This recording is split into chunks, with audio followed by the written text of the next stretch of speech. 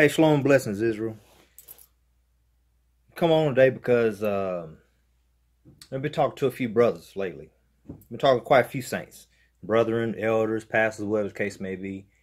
And something that really bothers me and is really troubling. I'm really disappointed, actually, more than anything, in the state of Israel, really.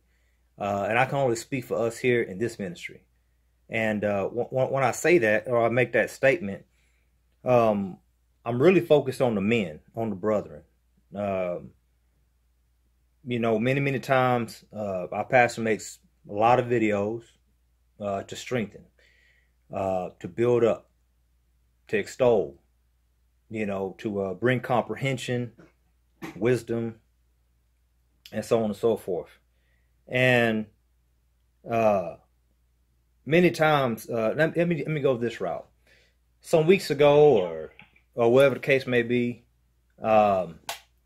Pastor made a video basically about the brethren, men in the ministry, to teach our homes, because we're charged to be the priests of our homes. We're charged to lead, guide, protect, and the list goes on and on and on. And sometimes when I talk to some of the brethren, or some of the brethren bring their issues and problems to me, I'm disappointed because I ask myself, are we listening to the same man? We've been taught that we are the prize, us as men. And there's so many brethren and so many men that are afraid to take certain steps. They're afraid to say certain things. They seem to be really afraid of their wife or their woman. And I don't really understand it. I don't get it. I don't comprehend it whatsoever at all. When it comes to even to biblical polygyny or biblical marriage, let me say that. It's one thing for Pastor Dow to get up there on Sabbath, make videos on Patreon, and the list goes on and on and on, whatever platform, whether it's YouTube, whether it's debate, for all the public to see. It's good. Yeah, it's all fine, Danny. It's out there. But what do we do afterwards?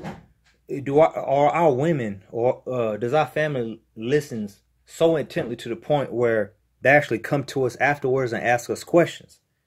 So that way you're put in a position where you're able to teach, to edify, to exhort, and continue the message and add on to what has already been brought forth. Or do we even sit our families down once a week, many times a week, every night, every day, whatever the case may be? Do we teach our children? Do we teach our families? Do we teach our women the ways of this word? And it's going to take us, we're supposed to be the repairers of the breach, if you will. Our ways, our customs have really all been lost. And I comprehend and I understand that we're going back to them. But we can't go back to them based on one man getting up each weekend and preaching to us and teaching to us, and leaving the family to their own devices to think of it what they will. I believe more than ever, we have to really sincerely sit our families down, edify them, teach them, pour into them. We're never going to get back to our ways. We're never going to get back to living this book by just leaving them to themselves. All right. And I say this because, like I said, I've spoken to many brethren. Let's say, for instance, let's go the route of biblical polygyny, or whatever the case may be. The consideration of the woman's feelings, of their mind, of picking and choosing. And Pastor just made another great video. He did a video on Patreon called Polygyny Rant. And he made it very plain and simple that the woman, or the wife, or the first woman, whatever the case may be, or your second woman, has no dog in a race when it comes to another woman coming into the fold. But yet, a lot of us men in this ministry, let me say that, speak to us, we allow too much influence from the other woman. We're even afraid to put our foot down with the women that we already got, or the woman that we already got. And these things can't be so. They have to understand, and we have to get in order. If you're the priest of the home, you're the leader of your home. Pastor gave a very impactful message down in Houston, Texas, I would say about a month ago or so. And that's also on Patreon. And he talked about husbandry. And he talked about you cultivating your field. And we are to, as being a husband and being in husbandry, you're pretty much a farmer. And you're supposed to be preparing your soil, preparing your home, getting your home ready, tending to it, checking in on it, pouring into it, fertilizing it, and so on and so forth. And sometimes we're just I don't see, from just what I'm hearing out of the brethren, I don't see it. I got brethren that won't go forth in certain areas because of the wife. I got certain brothers that I've spoken to, they don't even speak to their children because the children have dictated to them that I don't want to hear it. I'm not ready.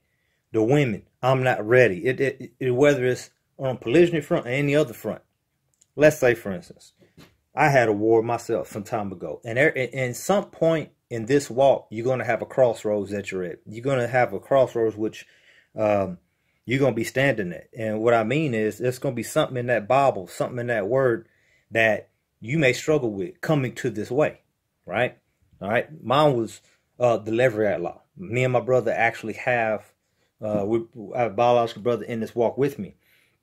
And many of us know and understand the Levirate law. Sorry, I'm shivering a little bit. It's kind of cold. But the Levirate law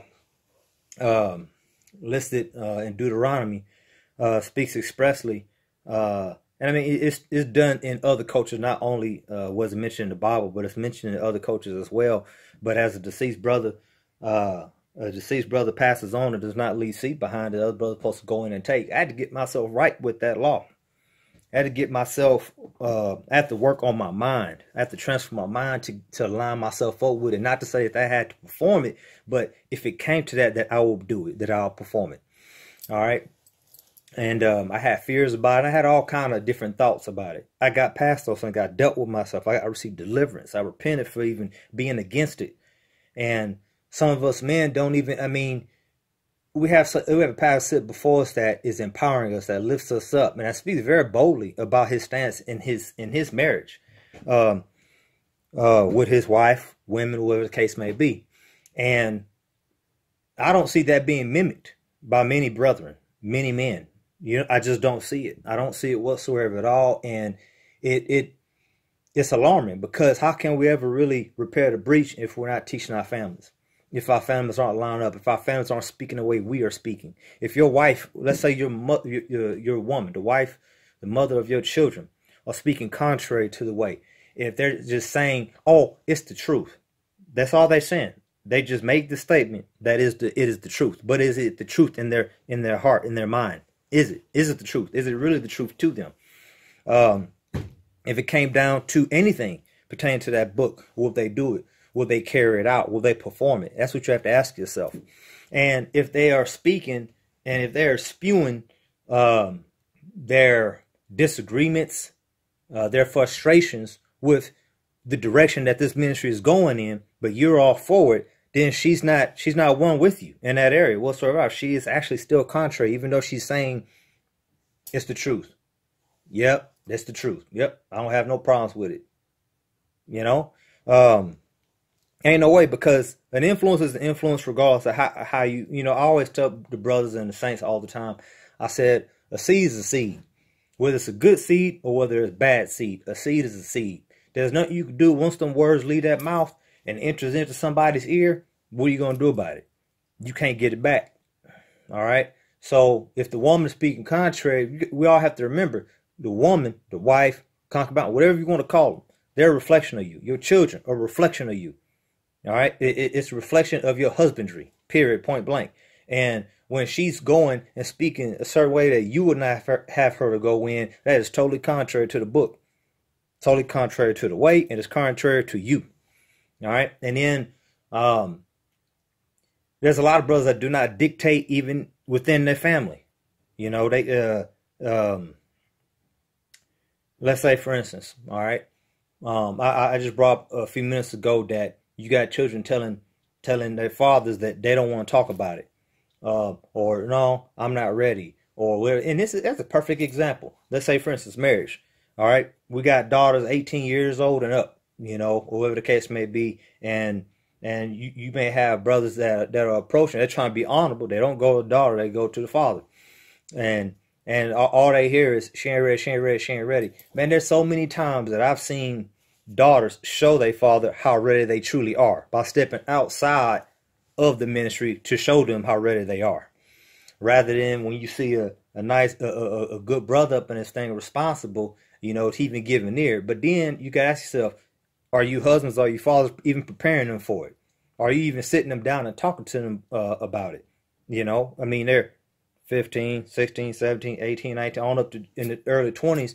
Are you even speaking, on marriage? Are you even talking about it? Because even as Paul even said, he would that the younger marry, be chase keepers at home, bear children. You see what I'm saying? Guide the house. All right. I mean, it's literally all in the renewed covenant. So these are the things that I'm hearing, that I'm seeing, that is just disturbing to me. I just see a bunch of fearful men. That's all I see. And it's sad. And I hate to see it. We got to make this word come to life. We got to make this word real. And we got to truly live this thing out. And we should really get behind what is being pushed behind the pulpit, what our shepherd is teaching and bringing about, whether it be on Patreon, YouTube, whatever the case may be. So it's very sad what I'm seeing and what I'm hearing. We got to do a better job all around. We got to do a better job, seriously. Lining up with truth, getting our homes in order spiritually. I mean, it just has to be there. You got to do it. If it's not, man, what is it going to be the state of Israel? What is it going to be in the next 5-10 years? Some of us men are slowing down the process. Yeah, we're slowing down the process of it because we won't teach, we won't lead, we won't guide the house. We just won't do it. We won't build the house up. We just won't do it whatsoever at all.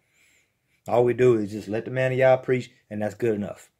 No, you got to do more than that. You got to do more than that. So anyway, that's enough of my spiel. I'm going to let you all go, man. Blessings and shalom. Another thing that I almost left out was going about things the right way. Meaning, Pastors put out in his latest video on the polygyny rant, and even many other videos that he talked about before. And I really think it's the right way to go about doing it. Meaning, male, man, you see a woman, you actually go through the proper channels, whether it be father, elders, pastors, whatever the case may be. There's accountability that you're putting yourself under when you do such a thing. All right, you're just not running roughshod, you know what I mean? Just over all the daughters of Zion out there, just getting what you want, creating soul ties, spitting in their ear, and things of that nature. I think that's the right prescribed way. I believe that it's customary to do that. I believe that it would be the honorable thing to do for the men that are actually over you. As Hebrews 13 teaches us, we should obey them to have rule over us. And we should, and if that's a prescribed way that is being pushed, we should be lining up with that. You should actually want to, you should want to stay in bounds of the eldership, of the pastoralship of this ministry. You should want to have to go outside of that. That shouldn't be the desire. That's not holy. It's not just. It's not righteous whatsoever at all. But you should more so want to line up with it, is what you should do. And as he said today, everyone who's done it the right way, marriages are flourishing. Everyone who has not done it the right way, it's all coming to naught. And it's a testament to them undermining and deceiving the ministry, and also both sides, whether man or woman. So anyway, that's my spiel. Blessings.